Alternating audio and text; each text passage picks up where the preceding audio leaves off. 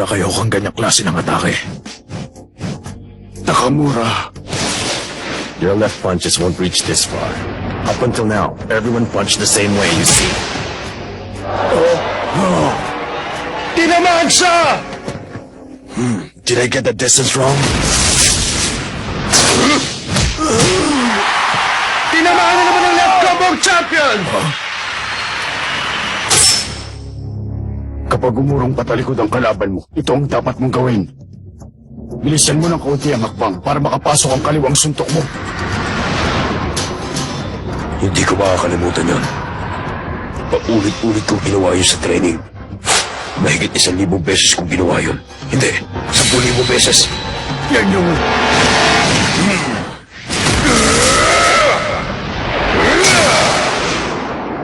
Yan yung tinuro ko sa kanya!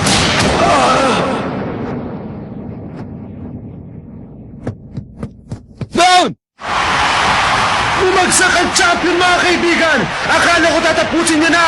Pero napabagsak siya ng challenger! Nabaliktad na naman ang sitwasyon! Napakahusay ng challenger! Biglang nagising ang buong stadium! Kung wala na lakas sa kamo ko, simpleng jab na lang ibibigay ko sa kanya. Sa tinagal-tagal ko nag-i-ensayo dito, napakinabangan ko rin. Di ba tanda? Ayos ba? 7! Nakatayo ng champion! Parang wala lang nangyari sa kanya!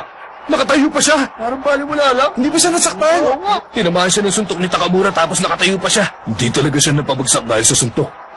Naitulak lang siya ng suntok ni Takamura kaya siya bumagsak. Pero malaking bagay na yan para kay Takamura. Can you keep going? My neck hurts. Box! At nagpatuloy na ang laban!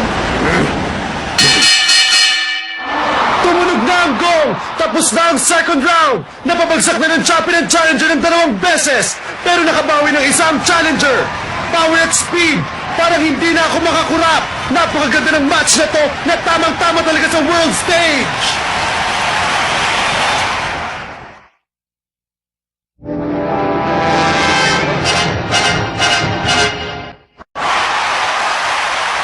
Sayang yun. Hindi ko pa siya napuruan sa suntok na yun. Huwag ka na magsalita. Ayusin mo na lang ang paghinga mo.